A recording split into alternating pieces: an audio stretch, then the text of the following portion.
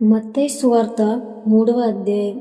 ఆ దినములయందు బాప్తిస్మమిచ్చు యోహాను వచ్చి, పరలోక రాజ్యము సమీపించి ఉన్నది, మారుమనసు పొందుడని యూదయ అరణ్యములో ప్రకటించుచుండెను.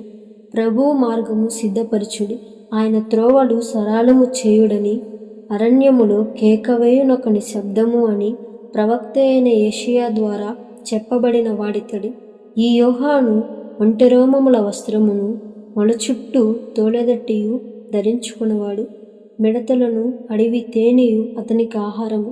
ఆ సమయమున యెరూషలేము వారును యూదయ వారందరును యోర్దాను నది ప్రాంతముల వారందరును అతని యొద్దకు వచ్చి తమ పాపములు ఒప్పుకొనుచు యోర్దాను నదిలో అతని చేత బాప్తిస్మము పొందుచుండిరి.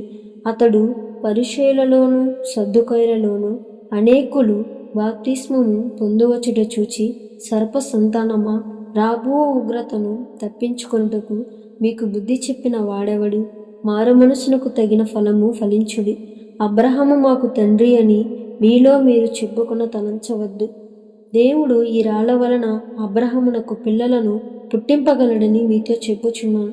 ఇప్పుడే గొడ్డలి చెట్ల వేరున ఉంచబడి ఉన్నది గనుక మంచి ఫలము ఫలింపని ప్రతి చెట్టును నరకబడి అగ్నిలో వేయబడును. మారుమనసు నిమిత్తము నేను నీళ్లలో మీకు బాప్తిస్మమిచ్చుచున్నాను. అయితే నా వెనుక వచ్చుచున్నవాడు నాకంటే శక్తిమంతుడు. ఆయన చెప్పులు మోయుటకైనను నేను పాత్రుడను కాను. ఆయన పరిశుద్ధాత్మలోను అగ్నితోను మీకు బాప్తిస్మమిచ్చును. ఆయన చేట ఆయన చేతిలో ఉన్నది. ఆయన తన కళ్ళమును బాగుగా శుభ్రము చేసి గోధుమలను పొట్టులో పోసి ఆరని అగ్నితో పొట్టును కాల్చివేయనని వారితో చెప్పెను. ఆ సమయమున యోహాను చేత బాప్తిస్మము పొందుటకు యేసు గలిలయ నుండి యోర్దాను దగ్గరనున్న అతని యొద్దకు వచ్చెను.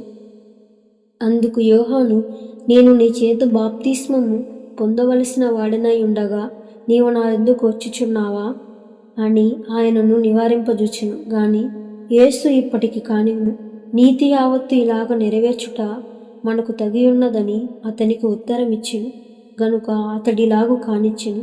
యేసు బాప్తిస్మము పొందిన వెంటనే నీళ్లలో నుండి ఒడ్డునకు వచ్చెను. ఇదిగో ఆకాశము తెరవబడెను. దేవుని ఆత్మ పావురము వలె దిగి తన మీదికి వచ్చుట చూచెను. మరియు ఇదిగో ఈయనే నా ప్రియకుమారుడు, ఈయన యందు నేను ఆనందించుచున్నానని ఒక శబ్దము ఆకాశము నుండి వచ్చెను. దేవుడి పరిశుద్ధ వాక్యాన్ని దీవించునుగాక. ఆమేన్.